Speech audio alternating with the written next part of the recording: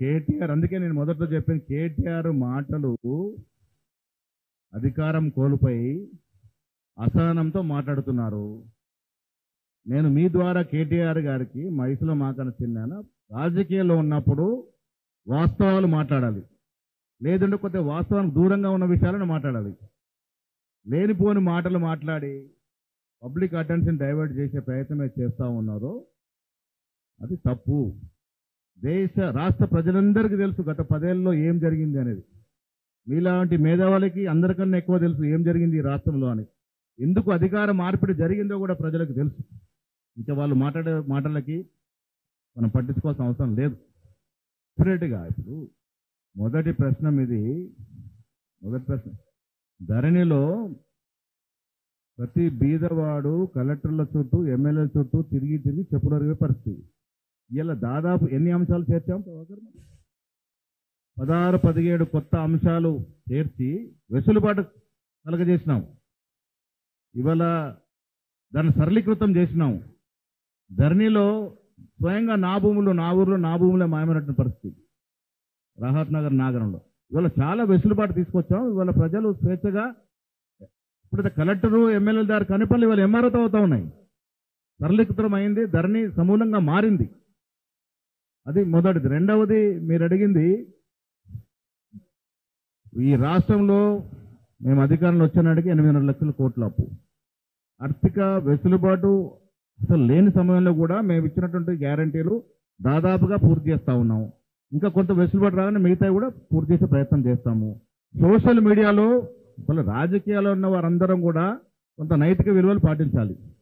ఇవాళ TRS party ఎంత అనైతికంగా social మీడియాను వాడుతుందంటే, వీడియో ఒకటి ఉంటుంది ఎప్పటిదో, దానికి ఫోటో జత చేస్తూ ఉన్నారు, ఆడియోను ఎడిటింగ్ చేస్తూ ఉన్నారు, ఫోటోలు మార్పింగ్ చేస్తూ ఉన్నారు.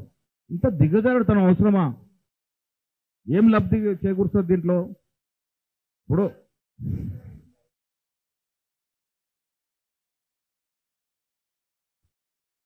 ఒకటి, మాకు గత ప్రభుత్వానికి మాకున్న తేడా, అదొక నియంత్రిత ప్రభుత్వం.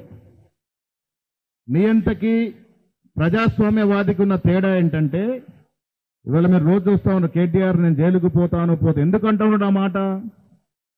మేమేమో కష్టపడి ఇన్వెస్టిగేషన్ చేసి తేల్చాము ఇలా దానిలో తప్పుందని. బట్ ఆయనకి తప్పు చేసినాడు కాబట్టి ముందే తెలుసు ఆయనకి దాన్ని తప్పు చేసినా అని. అందుకే జైలుకు పోవడానికి సిద్ధమైనాడు. ప్రభుత్వం ఏదైతే ప్రజలు ఆకాంక్షించి మాకు అధికారం ఇచ్చారో 10 ఏళ్లలో జరిగిన అవినీతి మీద విచారణ జరుగుతూ ఉన్నాయి. ప్రజాస్వామ్యంలో ప్రతిదీ కూడా ప్రొసీజర్ ప్రకారం జరుగుతుంది. నియంతృత్వంలాగా ఫలాన్ని అరెస్ట్ చేసి ఫలాన్ని జైల్లో పెట్టే పరిస్థితి ఉండదు. ప్రజాస్వామ్య పద్ధతి నడుస్తున్న ప్రభుత్వం కాబట్టి కమిషన్లు కాళేశ్వరంలో కమిషన్ నడుస్తూ ఉంది. కేటీఆర్ అరెస్ట్ కోసం గవర్నర్ అడిగినాము. ఈ అన్నిటి మీద కమిషన్ జరుగుతుంది. ఏది ఏమైనా వాస్తవాలు బయటకు వచ్చిన తర్వాత న్యాయబద్ధంగా ఎవరికి ఏది దక్కాలో, ఏ పనిష్మెంట్ దక్కాలో దక్కుతుంది.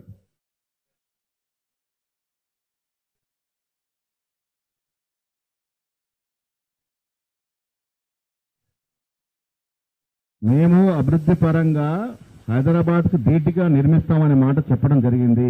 రెండవ రాజధాని అనే మాట ఇక్కడ అనలేదు. ఇవాళ కూడా ఇక్కడ వేం నరేందర్ రెడ్డి గారు వరంగల్ వాస్తవ్యులు అడ్వైజర్గా ఉన్నారు. మీకు విమానాశ్రయం రాబోతా ఉంది, గిరిజన యూనివర్సిటీ ఓపెన్ కాబోతా ఉంది, కోచ్ ఫ్యాక్టరీ ఆదోకిన జరుగుతూ ఉంది. ఇంకా మేము అడుగుతా ఉన్నాము కేంద్రం నుంచి రావాల్సినటువంటి రింగ్ రోడ్లు, ఇంకా 2 రింగ్ రోడ్లు హైదరాబాద్ నుంచి వరంగల్కు తాకపోతా ఉన్నాయి. ఇలా ఒక్కొక్కటి లెక్క పెట్టుకుంటే చాలా సైనిక్ స్కూల్ కూడా రాబోతా ఉంది పీపీపీ మోడల్లో. రకరకాల అభివృద్ధి హైదరాబాద్ తర్వాత వరంగల్కి ఇస్తా ఉన్నాము. ఇంకోటి కూడా చెప్తా ఉన్నా, కాంగ్రెస్ పాలసీ నిన్న మొన్న రాద్ధాంతం జరిగింది ఎక్కడ? లగ్చర్లలో. ఇప్పుడు 15,000 ఎకరాలు ఎప్పుడైతే వారు ఫార్మాసిటీకి హైదరాబాద్లో పోగు చేసినారో, ఆనాడు ఎన్నికలకు ముందే శ్రీధర్ బాబు గారు, బట్టి గారు అసెంబ్లీ అడిగినారు, ఒక చోట 15,000 ఎకరాలు చేసి మీరు డీసెంట్రలైజ్ చేస్తే ఇది నష్టం జరుగుద్ది, ఒకే చోట ఉండడం వల్ల ట్రాఫిక్ సమస్యలు, పోలీస్ సమస్యలు వస్తాయని మాట చెప్పడం జరిగింది. మా విధానం, ఈ రాష్ట్రం సమూలంగా అభివృద్ధి జరగాలి. ఫార్మాసిటీకి ఎందుకు ఆదిలాబాద్లో ఉండకూడదు, ఎందుకు ములుగులో ఉండకూడదు, ఎందుకు బాసల్లో ఉండకూడదు, ఎందుకు హైదరాబాద్లోనే ఉండాలి? మా ఉద్దేశం వల్ల కూడా, మా పాలసీ, కాంగ్రెస్ పాలసీ వల్ల కూడా అభివృద్ధి అనేది వికేంద్రీకరణ జరగాలి. రాష్ట్రంలో నలుమూలలో జరగాలి కాబట్టి కొడంగల్ ఒక క్లస్టర్గా పెట్టుకుని అక్కడ ఒక ఫార్మా ఇండస్ట్రీ వస్తూ ఉంది.